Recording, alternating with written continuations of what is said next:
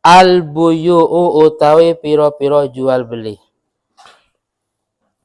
Al buyu'u utawi piro-piro jual beli iku salah satu asya'a iku ono telu piro-piro perkara. Ahaduha utawi salah sijine salasa. Ahaduha utawi salah sijine salasa iku bai'u ainin iku menjual benda atau menjual barang, bukan manfaat. Musyahadatin yang terlihat, musyahadah bisa dipandang oleh pandangan mata. Artinya ay hadiratin tegese kang hadir. Hadiratin tegese kang hadir, maka fajaizun mongko iku boleh. Boleh ida wujidat nalikani den temukan asyurutu opo piro-piro syarat. Jika ditemukan syaratnya, apa sih syaratnya? Mingkaunil mabi. Sangking adanya mabe, mabe itu barang yang dijual. Itu tohiron itu suci. Tohiron itu suci. Muntafa'an beh. Dan bisa diambil manfaat. Bisa diambil manfaat. Maqduron ala taslimi. Maqduron dan mampu atau bisa ala taslimihi. Atas diserahkan. Lil akidi iku kedua orang yang akad atau yang transaksi.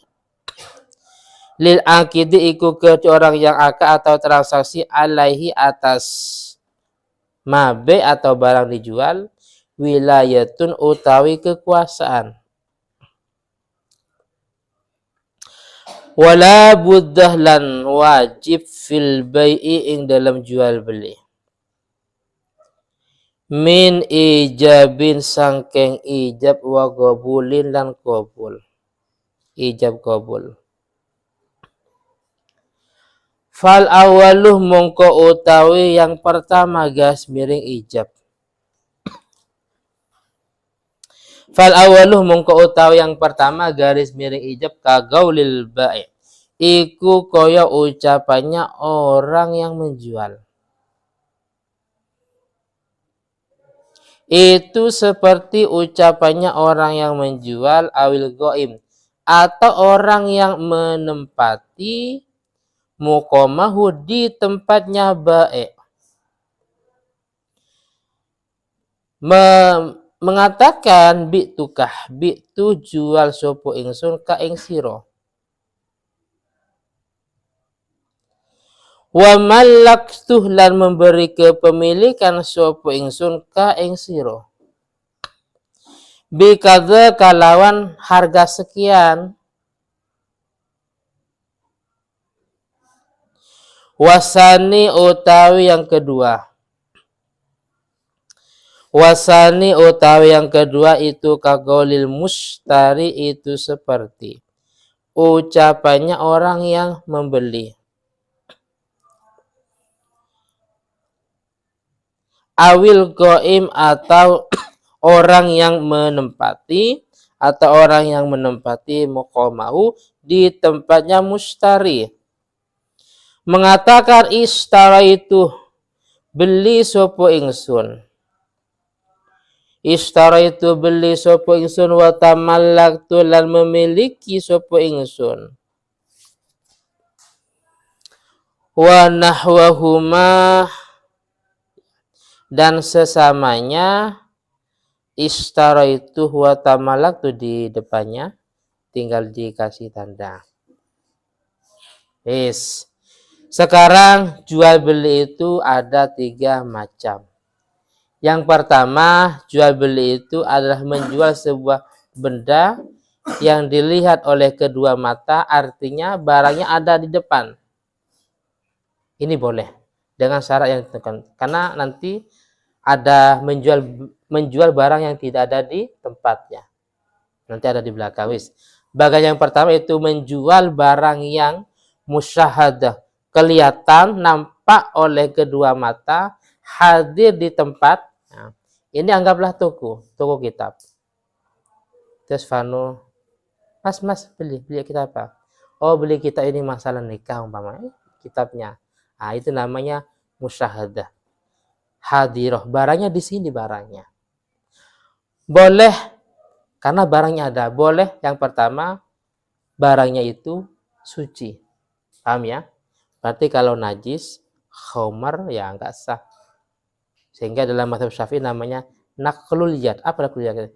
Memindah kekuasaan. Tapi kita masyarakat sudah biasa ya. Istilah beli pupuk. Itu bukan pakai bahasa beli sebenarnya. Dalam mazhab Syafi'i harus suci. Berarti kalau najis tidak sah. Wis, yang kedua harus bermanfaat. Berarti kalau tidak bermanfaat nggak sah. Apa contohnya? Kahaswatin. Seperti satu kerikil. Satu biji beras. Kalau kerikil banyak numpuk ya untuk bangunan. Masalahnya satu, kira-kira apa sih manfaatnya kerikil? Satu. Nggak ada kan? Wis, beras. Satu aja, apa manfaatnya? Mas, saya beli beras. Satu aja loh. Satu ya. Paham ya? Satu. Berarti setiap perkara yang tidak bermanfaat tidak sah dijual belikan. Ini ukuran pertama loh. Karena nanti mengembang di belakang. Contoh, mas kawin. Apa sih mas kawin? Wis mas kawin itu yang penting kullu ma sohaja'luhu bai'an sohaja'lu sodakon. Apapun saja yang bisa dijadikan sebagai jual beli itu bisa dijadikan sebagai mas kawin. Ukurannya itu. La hadda li aksarihi wal agoli. Mas kawin itu nggak ada batasan maksimal berapa, minimal berapa. Yang penting bisa dijual belikan. Sandal jepit pun boleh ya kan. Bimahri dengan mas kawin sepasang dua, sandal jepit nggak apa-apa. Dengan mas kawin kaos dalam umpamanya ya nggak apa-apa. Karena itu bisa dijual belikan. Paham ya? Pertama suci, yang kedua bermanfaat. Berarti kalau nggak ada gunanya nggak bisa dijual belikan. Wis yang ketiga maqduran ala taslimi, bisa diserah terimakan. Vano jualan ikan, tapi ikannya ada di sungai. Ikan tapi ada di laut, di kolam. Wahyu jual burung tapi di atas terbang. Kira-kira bisa nggak diserah terimakan?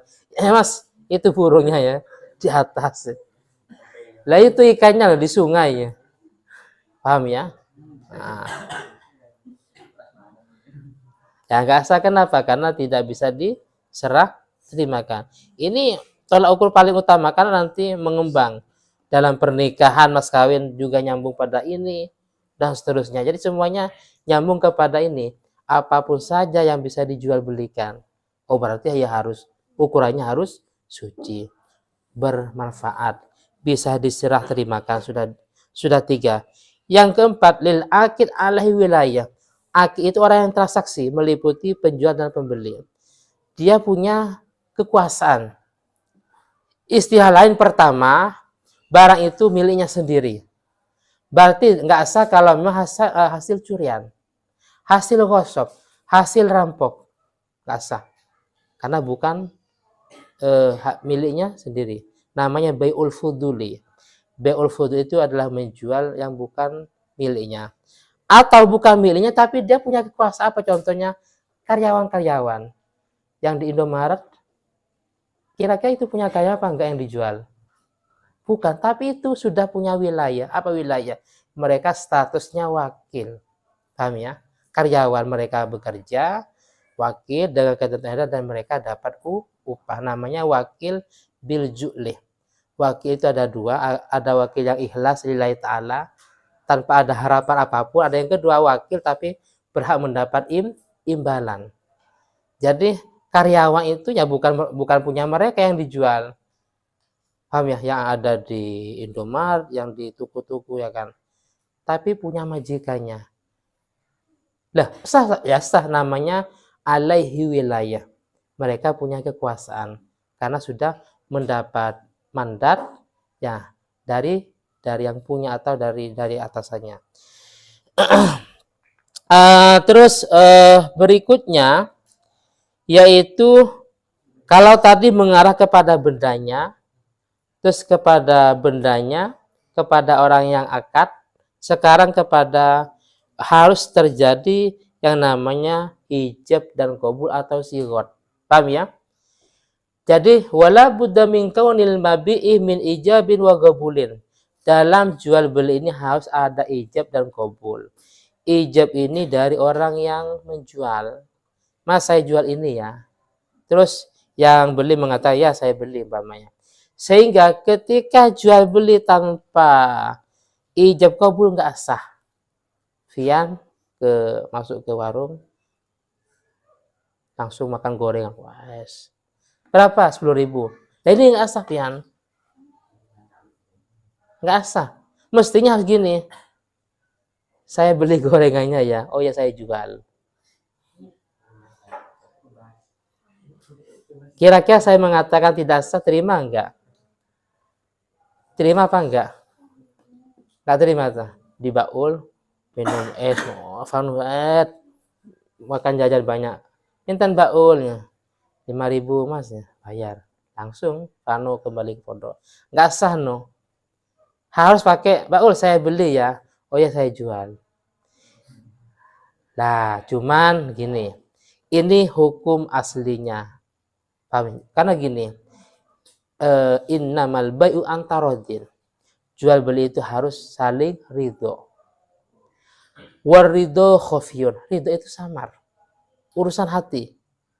Siapapun nggak ada yang ngerti si A itu ridho apa enggak. Karena ridho itu tempatnya dalam hati.